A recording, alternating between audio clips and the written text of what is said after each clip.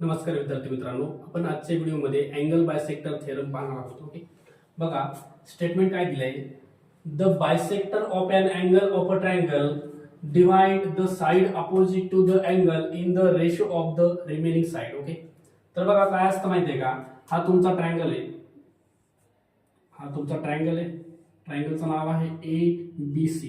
Okay, तर ह्या ABC triangle मध्ये समजा एखादी रे अँगल ए ला बायसेक्ट करत आहे, समजा ही AD ray, AD angle A चे दोन भाग करत आहे, म्हणजे हा वाला आणि हा वाला अँगल तुमचा इक्वल आहे. तर इथे एक फॉर्म्युला तयार होतो. तो फॉर्म्युला कसा आहे बघा. पहिल्यांदा काय करायचं, बी पासून डी पर्यंत पोहोचताना मी जातोय बीडी अपॉन मध्ये डीसी. हे बघा ह्या मार्गाने गेलो बीडी डीसी. तसंच आपल्याला बी पासून सी कडे जायचंय, पण ह्या इकडच्या मार्गाने जायचंय. तर हा बी ए अपॉन मध्ये एसी. ओके, हा तुमचा झाला अँगल बायसेक्टरचा फॉर्म्युला. ओके, दरवर्षी या फॉर्म्युल्यावर एक तरी प्रश्न येतोच बरं का. चला, तर हा जो फॉर्म्युला आहे, हा फॉर्म्युला आपल्याला इथं प्रूव्ह करायचा आहे. तर बघा फॉर्म्युला कसा प्रूव्ह होतो याच्यामध्ये, याची डायग्राम बघू आपण.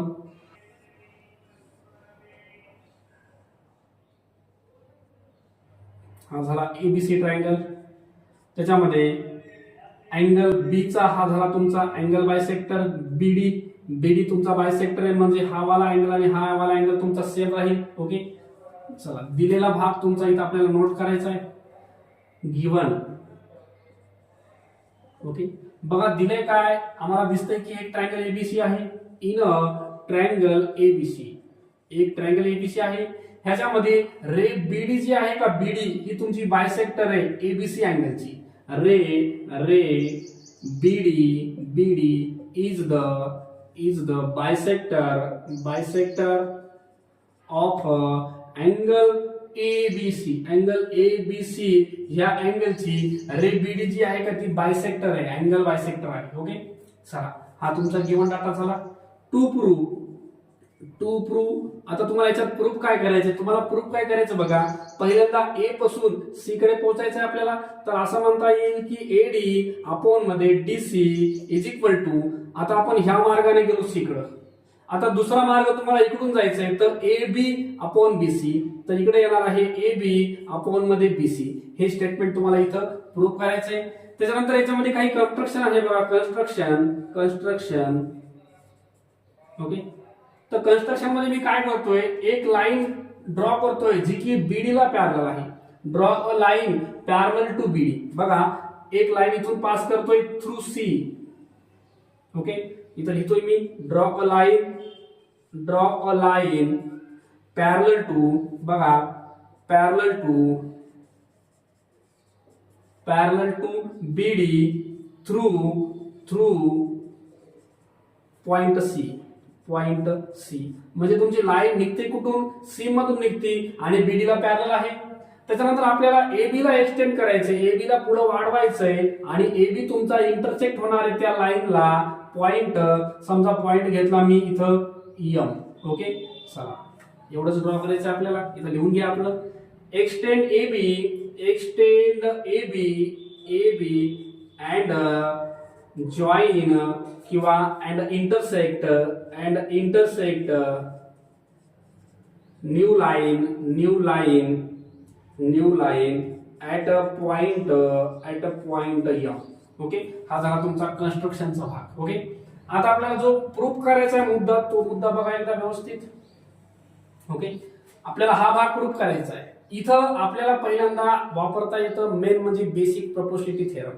आता बघा हा जो ट्रायंगल आहे एएमसी, हा जो तुमचा ट्रायंगल आहे का एएमसी, ह्या ट्रायंगल मध्ये ही जी लाईन आहे बीडी, ही बीडी लाईन तुमची पॅरलल आहे कुणाला, सीएम ला. बघा हे बीडी आणि सीएम ह्या दोन लाईन तुमच्या पॅरलल आहेत. जर एखाद्या ट्रायंगल मध्ये ही लाईन तुमची बेसला पॅरलल असेल तर इथे तुम्हाला बेसिक प्रोपोर्शनॅलिटी थेरम वापरता येतो. जर ह्याच्यावर बेसिक प्रोपोर्शनॅलिटी वापरला आपण, ही लाईन जर बाजूला गेली आणि बेसिक प्रोपोर्शनॅलिटी वापरला, तर तुमचा फॉर्म्युला काय बनतो बघा. एडी अपॉन मध्ये डीसी इज इक्वल टू, या साइडला एबी आणि बीएम, एबी अपॉन मध्ये बीएम. हा तुमचा बेसिक प्रोपोर्शनॅलिटीचा फॉर्म्युला बनतो इथं. कारण ही लाईन तुमची ह्या बेसला पॅरलल आहे, तर एडी डीसी आणि एबी बीएम, तर बीपीटी नुसार आपल्याला हे असं लिहिता येईल. आता आपल्याला जे प्रूफ करायचंय तो भाग बघा आणि हा भाग बघा. ह्याच्यामध्ये वेगळं काय, तर बघा एडीडीसी तुमची लेफ्ट हँड साइड सेम आहे एकदम. त्याच्यानंतर राईट हँड साइडला इथे एबी आहे, इथं एबी आहे. जो खालचा भाग आहे इथं बीसी आणि इथं काय आहे बीएम आहे. तुम्हाला फक्त ह्या बीसी आणि बीएम ह्या दोघांना चेंज करायचं, कळलं का? म्हणजे तुम्हाला हा जो बीएम आहे बीएम ह्या बीएमच्या इक्वल मध्ये तुम्हाला बीसी दाखवायचा आहे. बीएम कुठे बघा, हा बीएम आहे, हा बीएम आणि ही बीसी, ह्या दोन लाईन तुम्हाला इक्वल दाखवायच्या. ह्या दोन लाईन इक्वल दाखवायच्या तर ह्या दोन लाईनच्या पुढचे अँगल बीसीएम आणि अँगल बीएमसी हे दोन अँगल इक्वल आले पाहिजे. आता हे दोन अँगल इक्वल कशी येतात हे आपल्याला पाहायचे. आणि हे दोन अँगल इक्वल आले की ह्या दोन साइड इक्वल घेता येतात. आणि दोन साइड बीसी आणि बीएम इक्वल घेतल्या तर आपल्याला डायरेक्ट बीएमच्या ठिकाणी बीसी टाकता येतं आणि हे आपलं स्टेटमेंट तयार होतं जशाला तसं. ओके, चला तर आपण ह्या साइड पहिले इक्वल दाखवूया. बघा काय करायचं आता याच्यामध्ये प्रूफ. चला पहिले मी काय लिहितो बघा याच्यामध्ये, अँगल ए बी डी. बघा अँगल एबीडी हा कॉन्ग्रुएंट आहे अँगल बीएमसी ला. बघा हे कोणत्या प्रकारचे अँगल आहेत तुमचे, एबीडी आणि बीएमसी हा वाला अँगल आणि हा वाला अँगल हे तुमचे कसे आहेत, हे तुमचे आहेत करस्पॉन्डिंग अँगल. कारण लाईन पॅरलल आहेत, याला म्हणता येतं तुम्हाला करस्पॉन्डिंग अँगल. हे आहेत तुमचे करस्पॉन्डिंग अँगल. ओके, नंबर 1 देऊन टाका याला, पुढे लागणार आहे आपल्याला. त्याच्यानंतर दुसरा अँगल घेतो बघा मी इथला डीबीसी आणि बीसीएम. बघा हे जे आहेत हे झेड फॉर्म काढलेत, हा वाला आणि हा वाला झेड फॉर्म काढलेत म्हणजे अल्टरनेट अँगल आहेत. Angle DBC is a congruent to angle BCM number 2 ह्याला म्हणतात आपल्याला अल्टरनेट अँगल. ओके, चला त्याच्यानंतर आपल्याला काय करायचं बघा, अँगल एबीडी आणि डीबीसी हे तुमचे पहिलेच इक्वल आहेत. कोणते, एबीडी आणि डीबीसी. कारण आपल्याला गिव्हन डाटाच दिलाय की बीडी काय आहे, बीडी बायसेक्टर आहे म्हणजे हा आणि हा अँगल तुमचा इक्वल आहे पहिलेचाच. तर डायरेक्ट लिहिता येईल आपल्याला angle ABD is a congruent to angle DBC ह्याला नंबर 3 द्या. याचं रिझन आहे आपलं गिव्हन, हे तुम्हाला दिलंय गिव्हन डाटामध्येच असं दिलंय तुम्हाला. ओके, त्याच्यानंतर बघा आपल्याला मेन मुद्दा काय करायचा, आपल्याला हा वाला अँगल आणि हा वाला अँगल, हा वाला आणि हा वाला ह्या दोघांना इक्वल ठेवायचे. ओके, आता हा कोण आहे बीएमसी, हा तुमचा बीएमसी इथं आहे. हा जो आहे बीसीएम हा तुमचा बीसीएम इथं आहे. ह्या दोघांना इक्वल घ्यायचे. पण हे इक्वेशन 1 आणि 2 मध्ये आहे. इक्वेशन 1 आणि 2 ची हे राईट हँड साइड तुम्हाला इक्वल दाखवायची आहे. इथली राईट हँड साइड इक्वल दाखवण्यासाठी इथली लेफ्ट हँड साइड इक्वल असायला हवी. तर ही साइड तुमची इथं इक्वल आहे बघा 3 मध्ये. कोण आहे, एबीडी आणि डीबीसी. कळलं का? तर 1 2 3 वरून तुम्हाला जे 1 आणि 2 नंबरचं स्टेटमेंट आहे त्यांची लेफ्ट साइड जी आहे का, लेफ्ट साइड ती 3 मध्ये इक्वल आहे बघा. हे दोघ जण 3 मध्ये इक्वल आहेत आणि हे दोघ जण इक्वल असतील तर यांची राईट साइड तुमची इक्वल घेता येते डायरेक्टली. आपल्याला म्हणता येतं फ्रॉम फर्स्ट, सेकंड आणि थर्ड वरून directly angle BMC is a congruent to angle BMC congruent to BCM. हे नंबर द्या 4. ओके, हे आपण तयार केलं इथं.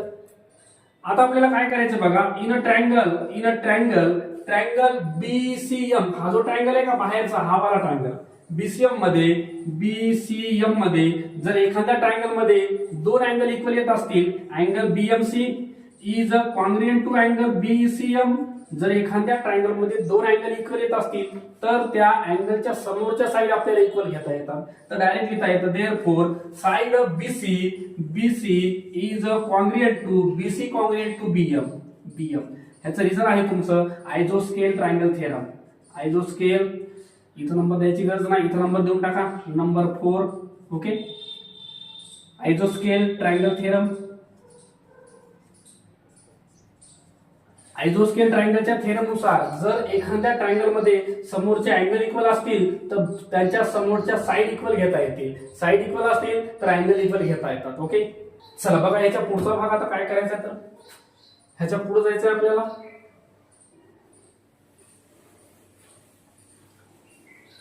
चला आता इथं काय करता येतं बघा, इथपर्यंत आलो आपण. आता आपल्याला वापरायचा बीपीटी. कुणावर वापरायचा आहे? ह्या ट्रायंगल एसीएम, ह्या ट्रायंगलवर बीपीटी वापरायचा आहे. कळलं का? तर पहिले आपल्याला लिहावं लागणार आहे इन अ ट्रायंगल एसीएम.